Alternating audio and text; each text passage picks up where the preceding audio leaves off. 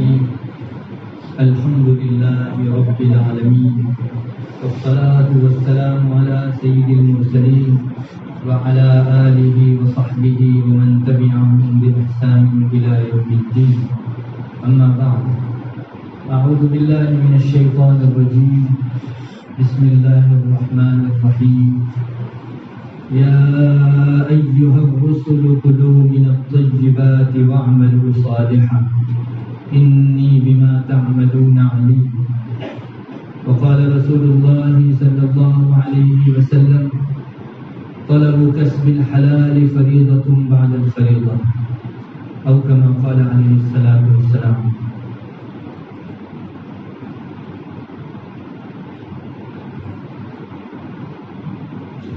مکرم معزز حضرات علماء کرام، میرے دینی بھائیوں، دوستوں اور بزرگوں، مجھے اس وقت موضوع دیا گیا ہے کمانے کی ترغیب اور حلال روزی کمانے کے سلسلے کی فضیلت. مختصر وقت میں ان دونوں موضوعوں پر انشاءاللہ آیات و احادیث کی روشنی میں اور زمانے کے حالات کو سامنے رکھ کر آپ حضرات کے سامنے کچھ باتیں پیش کرنے کی جسارت کروں گا. سب سے پہلی چیز تو یہ ہے کہ ہم لوگ اس دنیا میں آئے ہیں. اللہ تعالیٰ نے ہمارے ساتھ بہت سارے انسانی تقاضے رکھے ہیں. ہر انسان کو کھانے کی، پینے کی ضرورت پڑا کرتی ہے، اوڑھنے بچھونے کے لیے، رہنے سہنے کے لیے دنیاوی اسباب کا ہر انسان تقریباً محتاج ہے. یہ اسلام کا ایک ہم پر بہت بڑا احسان ہے کہ اس نے ہمیں دنیا میں اللہ تبارک و تعالیٰ کی عبادت کے لیے بھیجا ہوا ہونا بتایا، مگر ساتھ ہی ساتھ ہماری بشری ضرورتوں کو پورا کرنے کے لیے اس نے ہمارے کمانے، مال حاصل کرنے اور مال خرچ کرنے کے احکام بھی ہم کو دیے. اور بڑی بات یہ ہے کہ اس کو شریعت کا حصہ بنا دیا گیا. مسلمان اور دوسرے مذہب والے میں ایک بنیادی فرق یہ ہے، وہ بھی کماتا ہے، مسلمان بھی کماتا ہے، لیکن مسلمان کے لیے کمانے اور مال خرچ کرنے کی حیثیت اس کے ایک دینی فریضے کی ہے. یہ ہمارے اور ان کے درمیان کے زمین آسمان کا تفاوت ہے.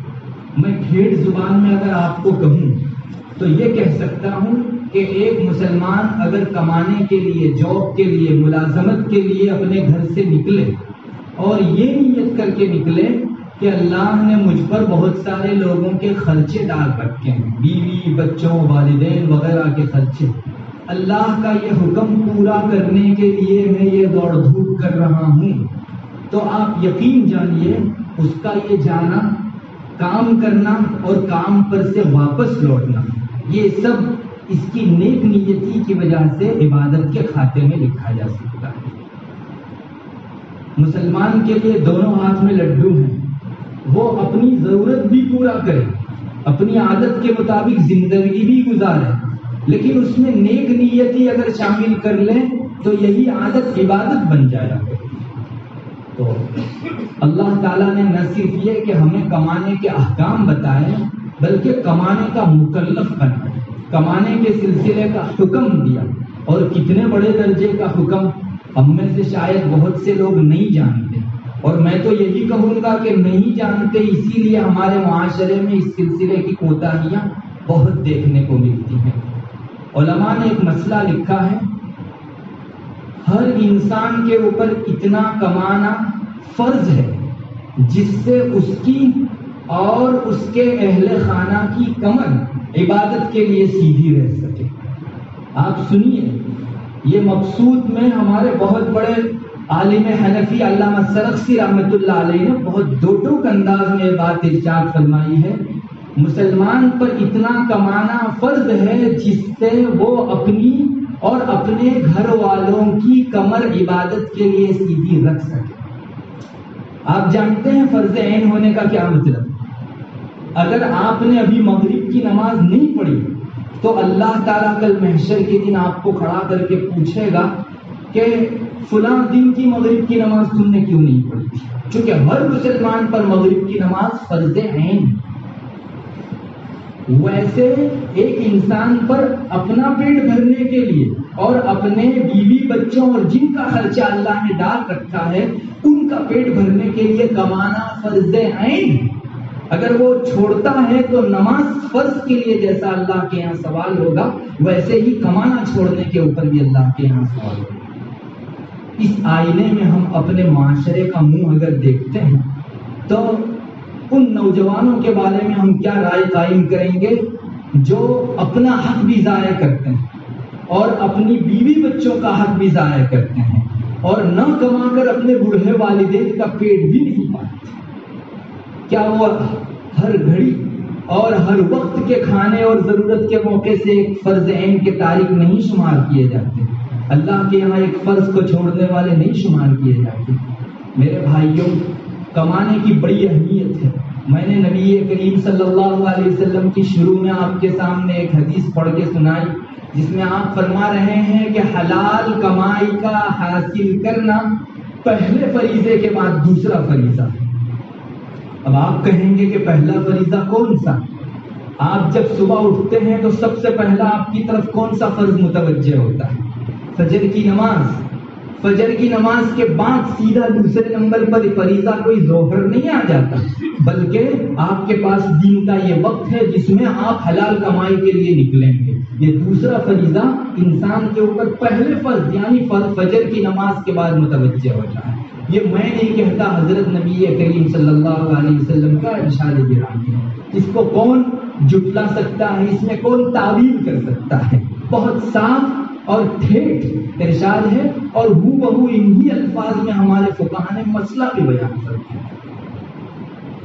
کمانے کی اتنی بڑی اہمیت ہے۔ حضرت ابو ذر غفاری رضی اللہ تعالیٰ عنہ سے ایک مرتبہ کسی نے پوچھا کہ حضرت ای الاعمال افضل، سب سے بہترین عمل کون سا؟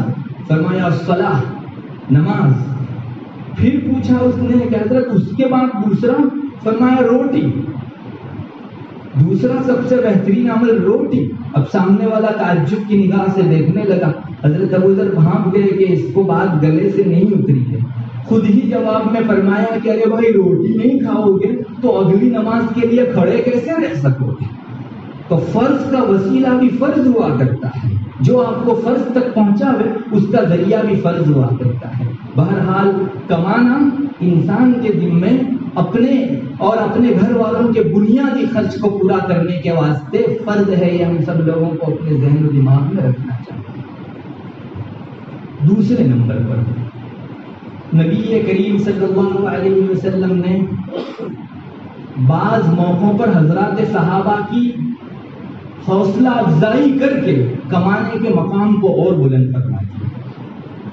ہم لوگ یہ جانتے ہیں کہ اللہ تعالیٰ کی محبوبیت، اللہ کی محبت حاصل کرنے کا ایک ذریعہ تسبیح پڑھنا ہے، ضرور ہے، تلاوت کرنا ہے، ضرور وہ بھی اللہ کی محبوبیت کا ایک ذریعہ ہے، اللہ سے محبت کا ایک ذریعہ ہے، نماز ہے، عبادتیں ہیں۔ ہم سب لوگوں کے ذہن میں یہ تو رہتا ہے کہ نماز اور عبادتیں اللہ کی محبت پانے کا ایک ذریعہ ہے، لیکن میرے اور آپ کے چھوٹے دماغ میں یہ بات کب آ سکتی تھی کہ اللہ کے لیے اس کے حکم کو پورا کرنے کے واسطے کمانا بھی اللہ تعالیٰ کی محبت کا ذریعہ ہے؟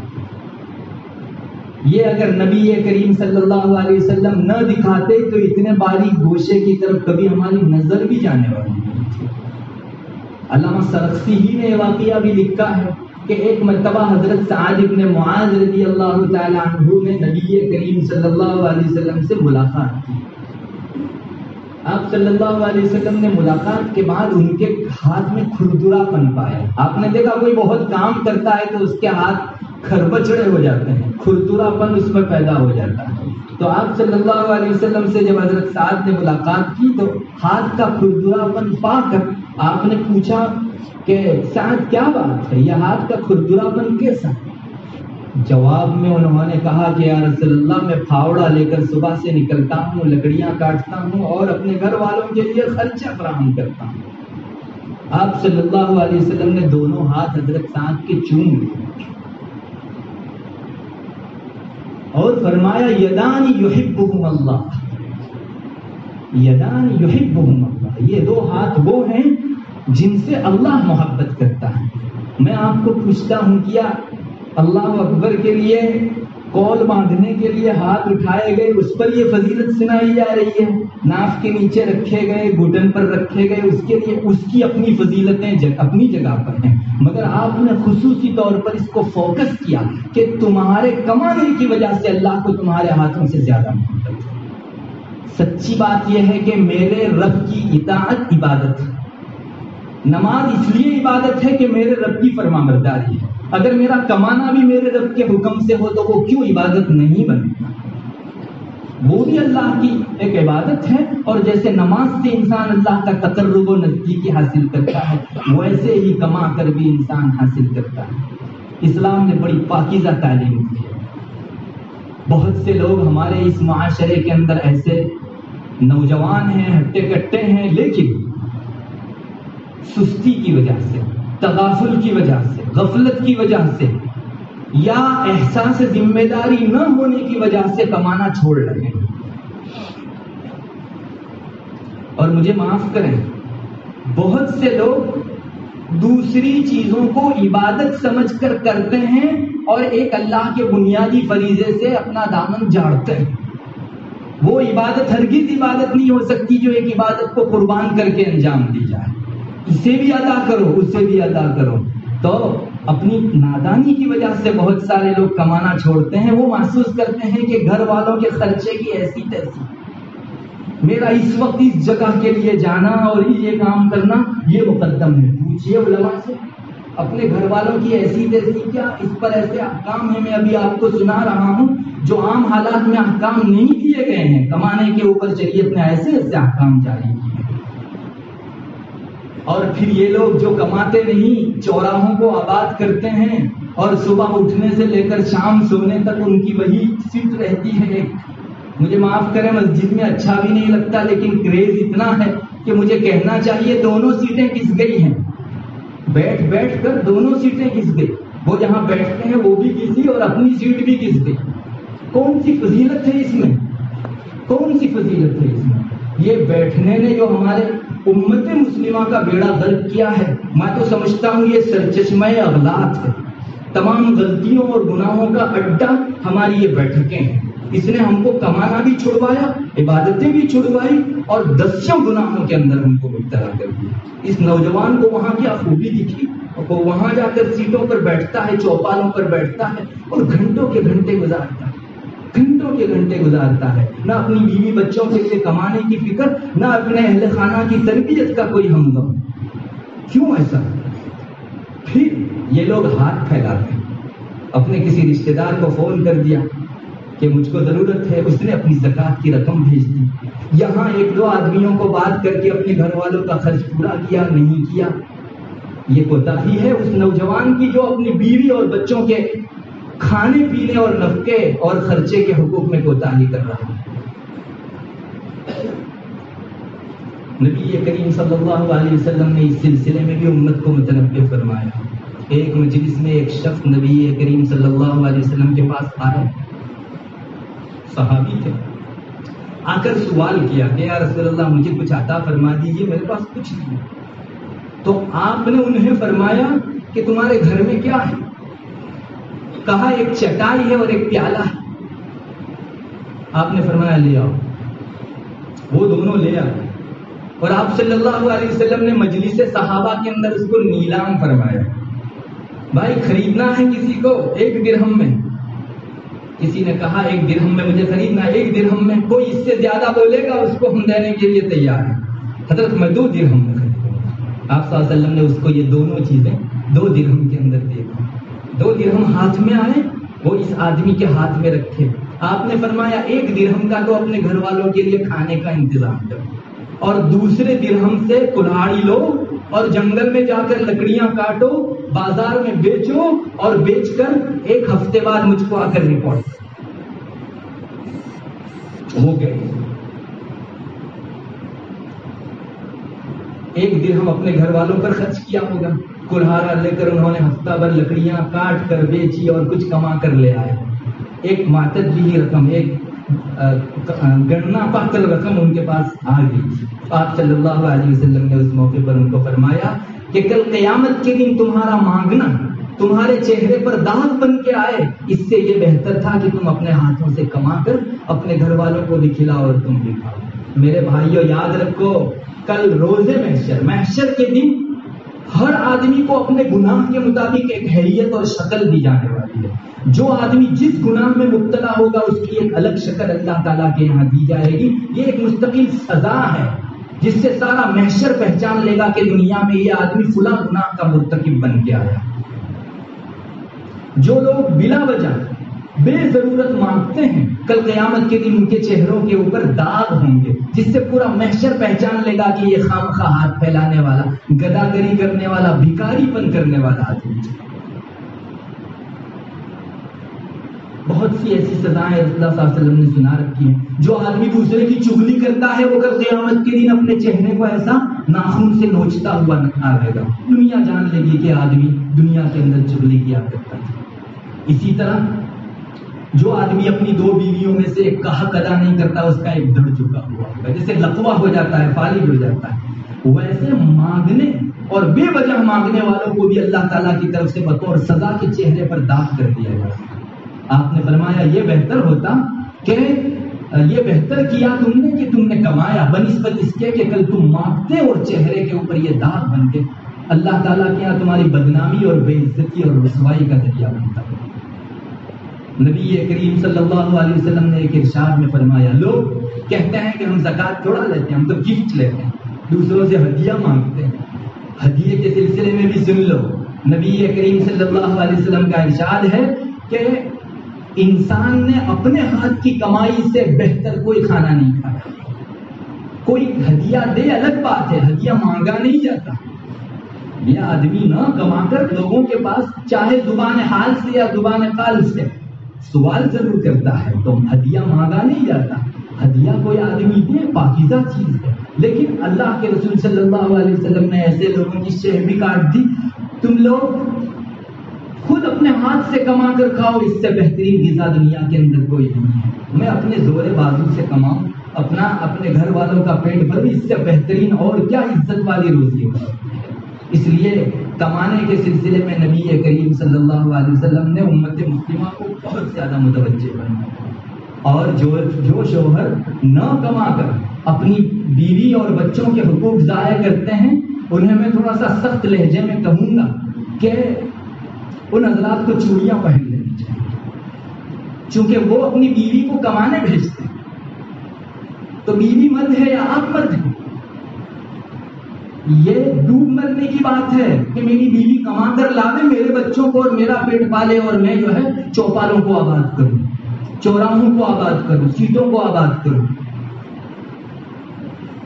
اور اسلامی سلطنت ہوتی تو بچوں کے خرچے کے سلسلے میں انسان کو جیل خانے میں ڈالا جا سکتا ہے۔ ایک مسئلے کی روح سے آپ یاد رکھ لو، اہمیت کی بات ہے۔ اپنے بچوں کا کوئی قرض، اولاد کا قرض ماں باپ کے ذمے میں ہو تو قرض اور دین کی وجہ سے ماں باپ کو جیل خانے میں نہیں ڈالا جاتا۔ ارے بھائی تو پیدا ہوا، وہی تیرا وجود انہی کا رہی ہے منت سے، باپ کی وجہ سے تو دنیا میں آیا، سبب کے درجے میں باپ ہی ہے تیرے وجود میں آنے کا ذریعہ۔ اس لیے اولاد کا کوئی قرض اور دین اگر ماں باپ کے ذمے میں ہو تو باپ کو اولاد کے قرض اور دین کی وجہ سے قید خانے میں نہیں ڈالا جاتا۔ باقی دوسرے کسی اجنبی کا قرض ہو تو اسلام سلطنت میں قید خانے میں ڈال دیا جاتا ہے خاص موقعوں پر۔ مگر اولاد کا کھانے پینے کا حق ضائع کرے تو یہاں باپ کو بھی قید خانے میں ڈالا جاتا ہے۔ آپ مسئلے کی اہمیت سمجھ سکتے ہیں۔ بیویوں کا خرچہ جو ضائع کرتے ہیں، آج بہت سے سمجھتے ہیں کہ مجھے کون پوچھنے والا ہے میری بیوی کا خرچہ اگر میں ضائع کروں تو، نہ کھانے پینے کا انتظام، نہ رہنے سہنے کا، اور نہ کسی اور قسم کا، ساری ضرورتیں بالائے طاق چڑھا کر انسان جو ہے دندنا کا پھرتا ہے، مجھے کون پوچھنے والا ہے۔ ان کو کان کھول کے سن لینا چاہیے کہ اگر ایسی بھی خرچہ نہ ملنے کی بنیاد پر کسی قاضی کی عدالت میں چارہ جوئی کرے، وہاں اپنا مقدمہ دائر کرے اور قاضی کے سامنے یہ پروار ہو جائے کہ یہ آدمی اپنی بیوی کے نان نفقے میں کوتاہی کرنے والا ہے، تو شوہر کے نہ چاہتے ہوئے قاضی اپنے ہاتھ میں طلاق کی لگام لے کر ان کا رشتہ نکاح چھوٹا کر سکتا ہے، فس کر سکتا ہے۔ میں تو ان مسائل کو اس لیے آپ کو دکھانا چاہ رہا ہوں کہ اسلام کتنی اہمیت کی نگاہ سے آپ کو دیکھتا ہے۔ یوں طلاق کی لگام کسی کے ہاتھ میں نہیں ہے شوہر کے علاوہ، مگر یہ اتنا بڑا جرم ہے کہ شریعت شوہر کے ہاتھ میں سے اٹھا کے قاضی کے ہاتھ میں دے دیتی ہے، چھوٹا کرو، اس آدمی کے ساتھ یہ بیوی رہ سکے اس قابل نہیں ہے، یہ آدمی مرد اور شوہر بننے کے قابل نہیں ہے نکاح۔ میرے بھائیوں، اہمیت کو پہچاننے کی ضرورت ہے۔ جو لوگ ہاتھ پر ہاتھ دھرے بیٹھے رہتے ہیں وہ نہ صرف یہ کہ اپنی دنیا خراب کرتے ہیں، اپنی آخرت بھی برباد کر رہے ہیں، اور اللہ تعالیٰ کے یہاں ایک بہت بڑی جواب دہی کا اپنے آپ کو جو ہے مظہر بنا رہے ہیں۔ کل کو اللہ کے سامنے کھڑا رہنا پڑے گا، اور پورے محشر کے بیچ اللہ نے پوچھ لیا کہ میرے ڈالے ہوئے بیوی بچوں کے خرچے تم نے ضائع کیوں کیے؟ تو اس نوجوان کو رات کے موقع پر اپنے گریبان میں منہ ڈال کے سوچ لینا چاہیے کہ میں میرے رب کو کیا جواب دے سکوں گا۔ میرے بھائیوں، معاشرت، معاملات جو ہمارے درمیان چوپٹ ہوئے ہیں، اس کی ایک بنیادی وجہ یہی ہے کہ ہم نے شریعت نے ہمارے اوپر جن جن لوگوں کے خرچے ڈالے تھے اس میں 19-20 کرنا شروع کر دیا، اس کو آگے پیچھے کرنا شروع کر دیا۔ اس لیے کمانے کی اہمیت کے لیے میں سمجھتا ہوں اتنی بات کافی ہے کہ ایک آدمی نہ کما کر، جو اس پر فرض تھا اسے نہ کما کر اللہ تعالیٰ کا بڑے درجے کا گنہگار بنتا ہے۔ فرض عین کا تارک گناہ کبیرہ کا مرتکب ہے۔ جو فرض عین کو چھوڑنے والا ہو وہ گناہ کبیرہ کر رہا ہے۔ گناہ کبیرہ جس کے دل پر لگے وہ ایک کالا داغ ہے جو 7 سمندر بہائے نہیں جھلتا۔ سب سے پہلی میں سمجھتا ہوں اتنی بات ایک مسلمان کے ضمیر کو جھنجھوڑنے کے لیے کافی ہے۔ جو لوگ نہیں کماتے وہ خدا را اپنے آپ پر رحم کریں۔ وہ اگر سب نمازیں پڑھتے ہوں اور تلاوت کرتے ہوں، ذکر و اذکار کرتے ہوں اور اس سلسلے میں کوتاہی کرتے ہوں تو وہ اپنے سر پر بہت بڑا بوجھ لے رہے ہیں، بہت بڑا بوجھ لے رہے ہیں۔ کل کو اللہ کے حقوق کے سلسلے میں اللہ مغفرت فرما دے گا، بندوں کے حقوق کے سلسلے میں بندوں سے معافی تلافی کا مکلف بنائے گا۔ جسے اس دن نیکی کی ضرورت پڑے گی وہ ہمیں مفت میں معاف کرے گا، بیوی بھی نہیں کرے گی اور بچے بھی نہیں کریں گے۔ اسی کو قرآن کہتا ہے کہ کل انسان اپنی بیوی سے بھاگے گا، بچوں سے بھاگے گا، کہیں یہ ہماری نیکیاں نہ لے۔ یہ پہلا پوائنٹ تھا۔ حلال کمائی کا کمانا اسلام میں بہت بڑا مقام رکھتا ہے۔ دوسرے نمبر پر حلال کمائی کا ہونا، انسان کمائے لیکن حلال کمائی اگر اس کی نہ ہو تو پھر اس انسان کی بھی خیر نہیں ہے، اس انسان کی بھی خیر نہیں ہے۔ جس نے کمایا صحیح لیکن حلال کے بجائے حرام کمایا تو یہ بھی اللہ تعالیٰ کا مبغوض ہو جاتا ہے۔ اللہ تعالیٰ اس کو دھتکار دیتے ہیں، دردرا دیتے ہیں۔ میں نہیں کہتا، حدیث شریف سے اس کی سند ملتی ہے، ثبوت ملتا ہے۔ حرام کمائی کے پیٹ میں جانے کا ایک بہت بڑا نقصان یہ ہے کہ بندے کا اپنے رب سے کانٹیکٹ ختم ہو جاتا ہے۔ میرے بھائیوں، میرے رب سے کانٹیکٹ ہے، ہر مسلمان کا اپنے رب سے کانٹیکٹ ہے۔ اگر مجھ کو کوئی پریشانی آئی، میں نے ہاتھ اٹھایا، میرا رب میری سن لے گا اور فوراً میری حاجت روائی کر دے گا۔ ہر مسلمان کو ایک دل میں دھارس رہتی ہے، میں اپنے رب کے پاس نماز میں جا کر کھڑا ہو جاؤں گا، ساری بے سکونی ختم ہو جائے گی اور سکون سے ملا کر بھر جاؤں گا۔ ہر مسلمان کے پاس اللہ سے رشتہ، اللہ سے کانٹیکٹ، یہ ایک اس کا سرمایہ ہے۔ مگر جو حرام کمائی ڈالتا ہے اللہ تعالیٰ بڑی سزا یہ دیتے ہیں کہ اس آدمی سے اپنا کنیکٹ ختم کر دیتے ہیں۔ ایسا آدمی اللہ تبارک و تعالیٰ کی نظروں سے گر جاتا ہے۔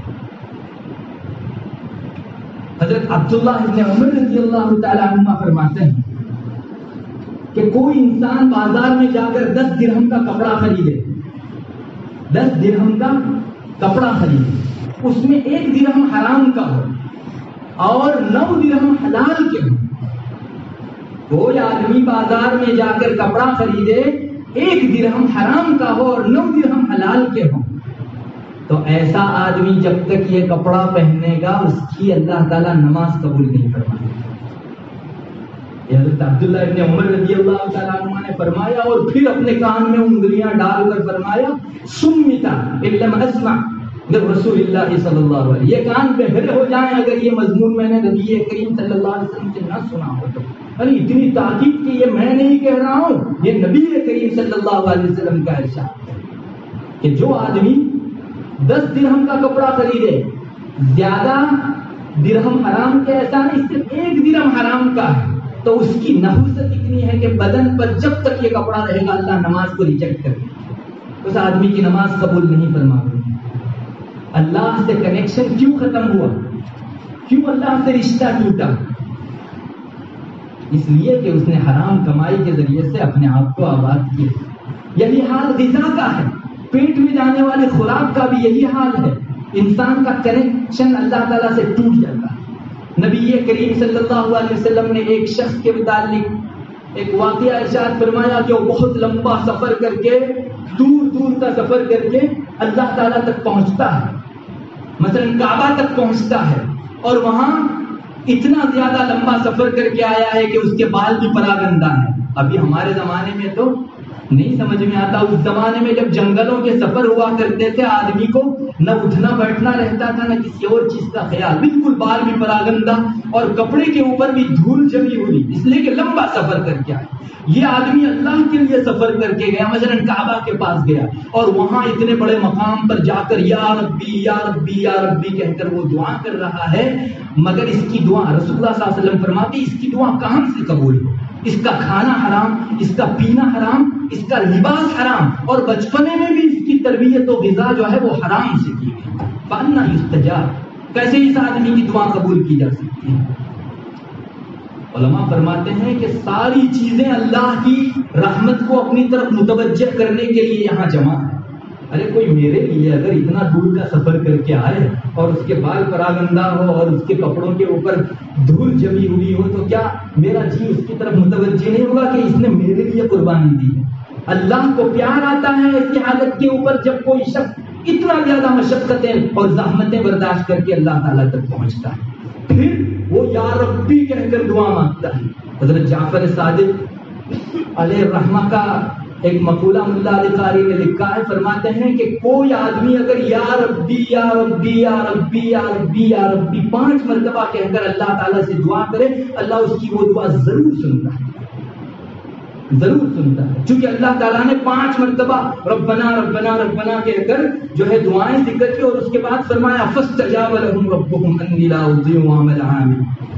تو اتنا یا ربی جیسا پیارا کلمہ بولتا ہے، لیکن تب بھی اس کی دعا اللہ قبول نہیں فرماتا. اور وجہ بھی حدیث شریف میں ذکر کر دی گئی، اس کا کھانا حرام، اس کا پینا حرام ہے، اور اس کی غذا حرام ہے. اور اس حدیث شریف میں ایک مطلب تو یہ ذکر کیا گیا کہ بچوں کو اگر حرام غذا کھلائی گئی ہے تو اس کا اثر بڑے ہونے کے بعد ظاہر ہوگا، باپ کے برے کرتوت کا بھگتان بچہ بھگت رہا. وغذی بالحرام، اس کا ایک مطلب یہ ذکر کیا گیا کہ چھوٹے بچے کو بھی اگر یہ زہر کھلائیں گے تو یہ بھی اس سے متاثر ہوئے بغیر نہیں رہ سکے گا. یہ معصوم کل کو باپ کا دامن پکڑے گا کہ خدایا کھلایا اس نے اور بھگتنا مجھے پڑا. اس کا سارا بار بھی اس کے باپ کے اوپر ہے.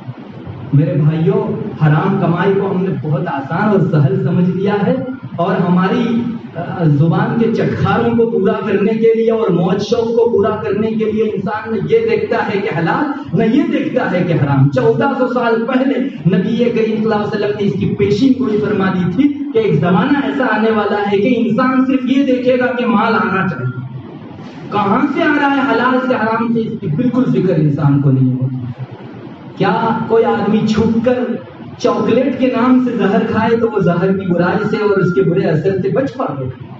یہ ہماری نادانی ہے کہ ہم چاکلیٹ ہے یوں کہہ کر زہر کھاتے ہیں. ارے آپ کچھ کہہ کر کھاؤ، جتنی اس کے اوپر جو ہے گلیٹ لگا لو، سونے چاندی کے ورق لگا لو، وہ اندر پلیدی ہے تو پلیدی ہی ہے.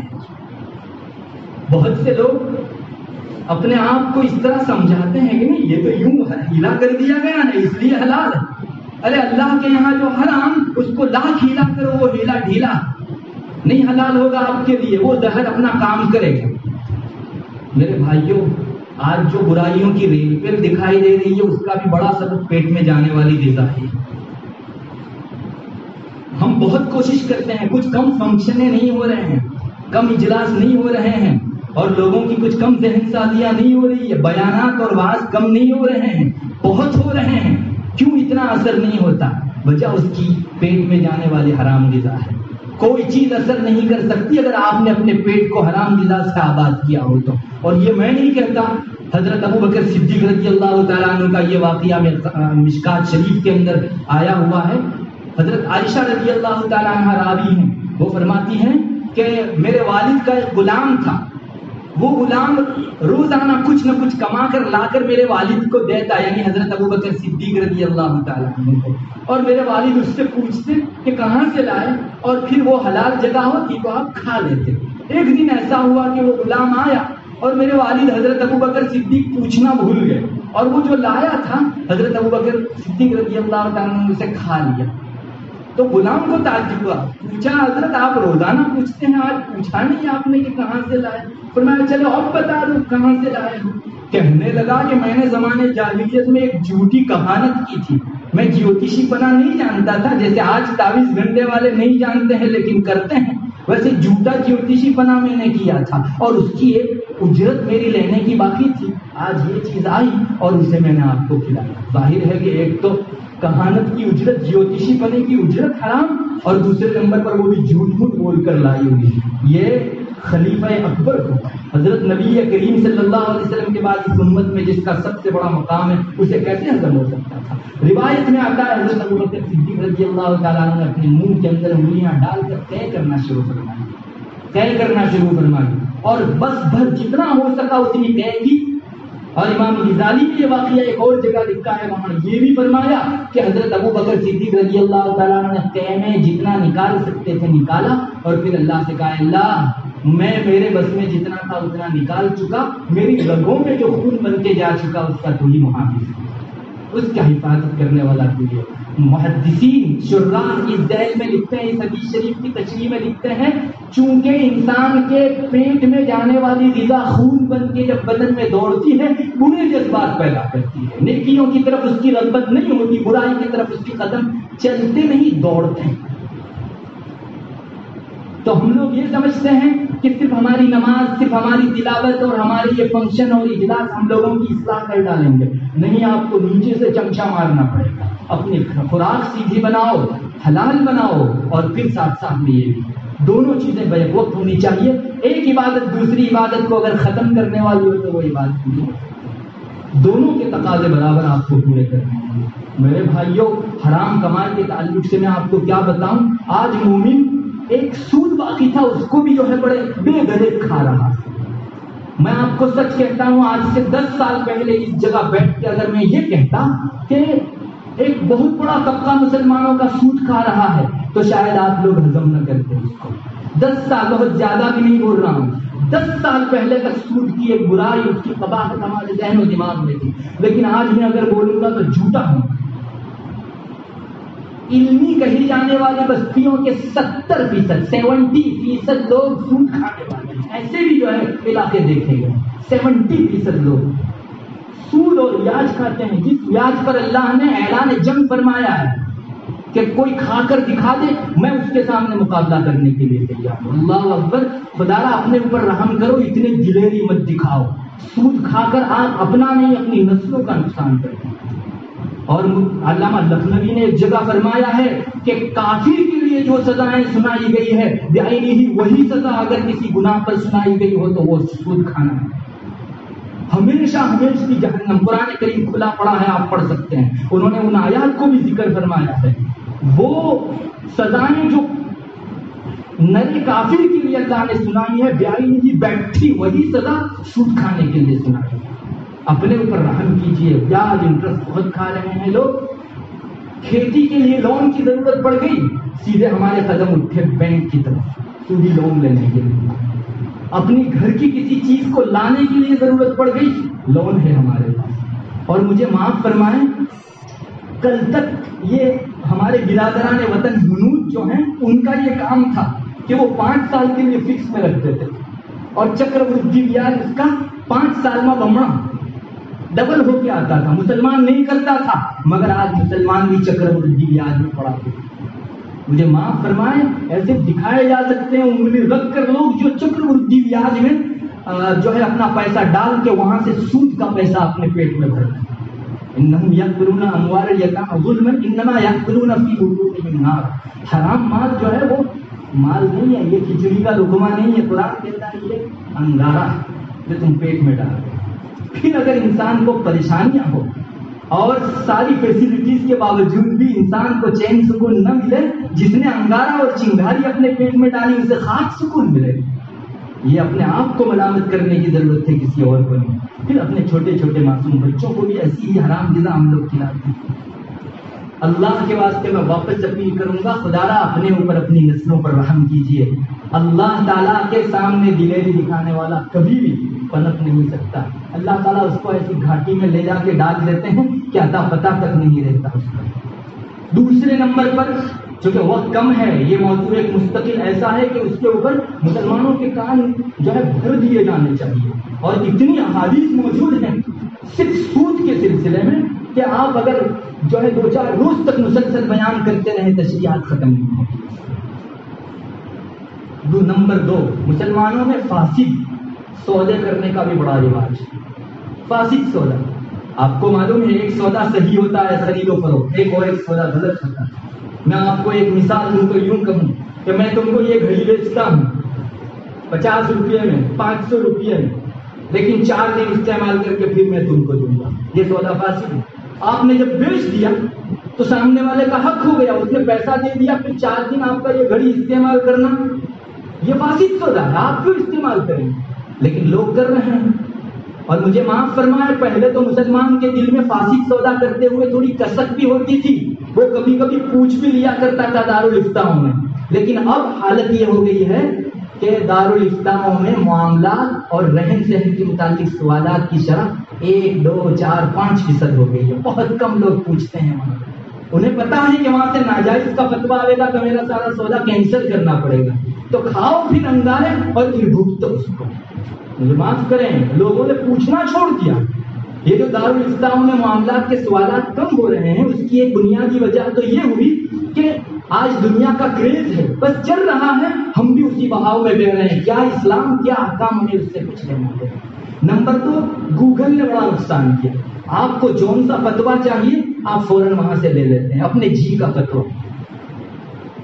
یہ تو اس شہامرگ کی سی بات ہوگی جس کے پیچھے شکار کرنے والا جو ہے دوڑتا ہے، تو شہامرگ اپنی پوری طاقت کے ساتھ آگے دوڑتا ہے، لیکن جب تھک جاتا ہے اور اب کہتا ہے کہ یہ بالکل، تو وہ ریت کے کودے میں اپنی چونچ ڈال دیتا ہے، اور یہ سمجھتا ہے کہ مجھے کوئی دیکھ ہی نہیں، اور وہ آ کر اس کو جھپٹ لیتا ہے پیچھے سے۔ تو کیا ہم لوگ ایسا چاہ رہے ہیں؟ کیا میں سود کھا رہا ہوں کوئی نہیں دیکھ رہا؟ ارے اللہ کی وہ علیم و خبیر ذات دیکھ رہی ہے جس کی نگاہوں سے کوئی نہیں چھپ سکتا۔ اس لیے خدا را رحم کرو اپنے اوپر۔ اور فاسد سودے کو ہم لوگوں نے کیٹیگریاں بنا رکھی ہے، یہ بڑا گناہ، یہ چھوٹا گناہ، یہ اس سے چھوٹا گناہ۔ تو ہم سود تھوڑا کھا رہے ہیں، ہم لوگ انٹرسٹ تھوڑا کھا رہے ہیں، ہم تو تھوڑا فاسد سودا ہی کر لے رہے ہیں۔ سنو، صاحب ہدایہ نے 1 سے زیادہ جگہوں کے اوپر یہ مضمون ذکر فرمایا ہے کہ ہر فاسد سودا ربا کے حکم میں ہے، سود کے حکم میں ہے۔ جو بھی فاسد سودا کر کے کھاتا ہے وہ انٹرسٹ کھانے والے کے درجے میں۔ 1 سے زیادہ جگہ پر صاحب ہدایہ نے اس کو ذکر فرمایا۔ تو وہ بھی جو ہے کوئی سود کھانے والوں کے دائرے سے باہر نہیں ہے، وہ بھی انٹرسٹ کھانا ہے۔ اور میں نہیں کہتا، اتنا بڑا آدمی کہتا ہے جس کی بات سند ہے۔ پھر ابھی ایک نکلا ہوا ہے فکس نفع، فکس نفع، یہ بھی بہت چل پڑا ہے، اور ہم کو پوچھنے کی ضرورت تو ہے نہیں، اس لیے کہ ہم نے جو ہے فلاں گوگل پر سے فلاں کا فتویٰ حاصل کر لیا ہے۔ میرے بھائیوں، فکس نفع اس کا مطلب یہ ہے کہ آپ سے مثلا سامنے والا شخص 10 لاکھ روپے کی رقم لیتا ہے، وہ کہتا ہے ہم انویسٹ کریں گے اور ہر مہینہ آپ کو 10-10 ہزار یا 20-20 ہزار نفع دیں گے۔ یہ ڈیل ہوتا ہے پہلے سے، ہر مہینہ آپ کو 20-20 ہزار نفع دیں گے۔ یاد رکھیے، تجارت میں فکس نفع جائز نہیں ہے۔ کیا تجارت ہمیشہ نفع والی ہی ہوتی ہے، نقصان نہیں ہوتا؟ تو آئندہ اس کو نقصان جاوے گا تو وہ 20 ہزار کہاں سے دے گا؟ اپنی جیب میں سے آپ کو دے گا۔ دنیا میں صرف ایک تجارت ایسی ہے جس میں گھاٹا کبھی نہیں، ایک ہی تجارت ایسی ہے، باقی ساری تجارتوں میں جو ہے گھاٹا اور نفع دونوں کا پہلو اپنے اندر وہ لیے ہوئے ہیں۔ وہ ایک تجارت بھی قرآن نے ذکر کر دی، ان الذین یتلون کتاب اللہ واقاموا الصلاۃ وانفقوا مما رزقناهم سرا وعلانیۃ یرجون تجارۃ لن تبور۔ جس میں گھاٹا نہ ہو وہ ایک تجارت کرنی ہو تو آؤ میدان میں جوہر دکھاؤ، اپنے تلاوت قرآن کرو، کبھی آپ گھاٹے میں نہیں ہو۔ زکوٰۃ دو، اللہ کی راہ میں نفل صدقات دو، نماز ادا کرو چھپ کر اور علانیہ لوگوں کے درمیان میں اپنا مال بانٹو۔ اللہ فرماتا ہے کہ یہ لوگ ایسی تجارت کر رہے ہیں، ایسا دھندا کر رہے ہیں جس میں کبھی کھوٹ نہیں۔ میرے بھائیوں ایک ہی تجارت ایسی ہے جس میں فکس نفع، باقی دنیا کی ساری تجارتیں اپنے اندر نفع کا پہلو بھی لیے ہوئے ہیں اور نقصان کا پہلو بھی لیے ہوئے ہیں. اس لیے اس قسم کی تجارت سنو جائز نہیں ہے. اب اس وقت فائنانس بھی نکل پڑے ہیں، بہت سارے نکلے ہوئے ہیں، جیسے برساتی مینڈک نکلتے ہیں اس طرح سے. اور مجھے معاف فرمائے، اب تو ان بدھوؤں نے یہ بھی ہماری کمزوری کی دکھتی رت پکڑ لی ہے. یہ کہتے ہیں کہ حلال تجارت ہے. آپ نے دیکھا ہوگا بہت سارے غیر اپنے ہاتھ کے اندر کوئی اسکیم لے کر آتے ہیں اور کہتے ہیں ہم نے علماء سے پوچھا ہے اور حلال اسکیم ہے. اب انہوں نے کس آدمی سے پوچھا، لال کتاب کا مسئلہ ہے یا کہاں کا، وہ جانے. لیکن ہم کو کیا ہو گیا؟ ہم نے کیوں اپنی آنکھیں بند کر دی؟ ہم کیوں اس کے پیچھے؟ یہ کون سا جو ہے ہمارا شرعی رہنما ہے کہ وہ کہتے وہ حلال اور وہ کہتے وہ حرام؟ بہت سے لوگ فائنانس کی اس طرح تجارت کرتے ہیں پہلے سے ان کے ساتھ. مثلا اب تو جو ہے غیروں کے گھروں کے اندر تو ہے یا مسلمانوں کے گھروں کے اندر بھی یاد رکھ، کوئی چیز فائنانس سے خالی نہیں ہے.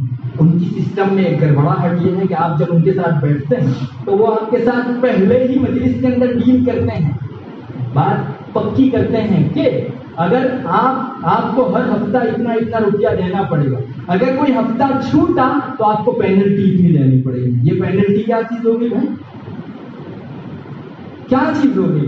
میں نے آپ کی چیز کا پورا پیسہ دیا، اس کے مقابل میں زیادہ جو لیا جا رہا ہے وہ کس چیز کا؟ ادھاری کا پیسہ ہے. اور یہ ادھاری کا پیسہ بھی حرام. الاحتیاط عن الاجل حرام. یہ ادھاری کا پیسہ لیا جا رہا ہے. اب لوگ خریدتے ہیں اس طرح سے اور نہیں پوچھنے کی چیز، بس اپنا گھر بس رہا ہے. ارے بس کیا رہا ہے؟ یہ گھر برباد ہو رہا ہے. اگر 10 چیزیں میرے گھر کے اندر اللہ کی نافرمانی کی آ گئی تو پنکھا کیا 10 اے سی چلانے کے بعد بھی میرا پسینہ ختم نہیں ہو سکتا. چیزوں میں ٹھنڈک نہیں ہے. فیسلٹیز انسان کے دل کو ٹھنڈا نہیں کر سکتی. ظاہری اسباب سے کبھی دل ٹھنڈا نہیں ہو سکتا. یہ تو اندر کی ٹھنڈک اور اندر کی گرمی. میرے بھائیوں اس قسم کی چیزوں سے پرہیز کیجیے. بہت سے لوگ یہ بھی کرنے لگے ہیں، چوری کی چیزیں لاتے ہیں. مثلا جانور چوری کا لاتے ہیں اور ذبح کرتے ہیں اور پورے گاؤں کو کھلاتے ہیں، بیچتے ہیں پورے گاؤں کے اندر. میرے بھائیوں وہ کھلاتا ہے آپ مت کھائیے.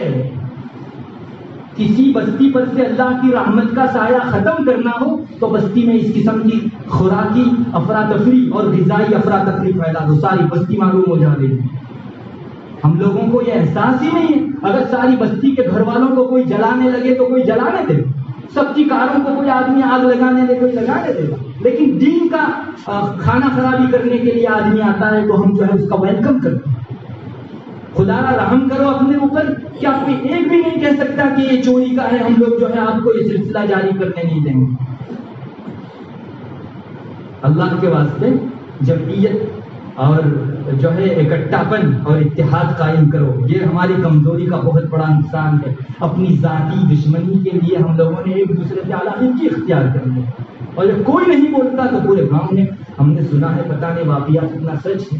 جس وقت حجاج سلطنت کے اوپر بیٹھا تو اس وقت ایک مرتبہ اس نے جو ہے صوفیوں کی دعوت کی، نیک لوگوں کی دعوت کی، اور دعوت کرنے کے بعد پھر سب کے درمیان میں اس نے اعلان کیا کہ اب میں مطمئن ہوں. سنو کیوں مطمئن ہو؟ میں نے تم سب کے پیٹ میں حرام غذا کھلا دی ہے تو تمہاری دعائیں ہی اللہ تک نہیں پہنچے گی کہ تم میرے خلاف دعا کرو گے اور میں برباد ہوں. یہ واقعہ اپنی جگہ سچ ہو جھوٹ، لیکن اس کا مضمون اپنی جگہ صحیح ہے کہ کسی کے پیٹ میں اگر حرام غذا ڈالی جائے گی کنیکٹ ختم ہو جائے گا، اللہ تعالیٰ سے اس کا تعلق ختم ہو جائے گا. مضمون اپنی جگہ بالکل صحیح ہے. تو میں آپ کو اس آئینے کے اندر کہتا ہوں کہ کیا ہمارے اس طرح سے بے تحاشا چوری کے جانور کھانے کی وجہ سے ہمارے گاؤں اللہ کی رحمت سے دور نہیں ہو رہے؟ رحم کرو اپنے آپ پر اور پوچھنے کا مزاج بناؤ. اللہ تبارک و تعالیٰ ہم سب کو عمل کی توفیق مرحمت فرماوے اور آج تک جو کچھ کھایا اپنے حضور معافی تلافی کر کے آئندہ کے لیے نیا عزم کرنے کی توفیق عطا فرماوے. وآخر دعوانا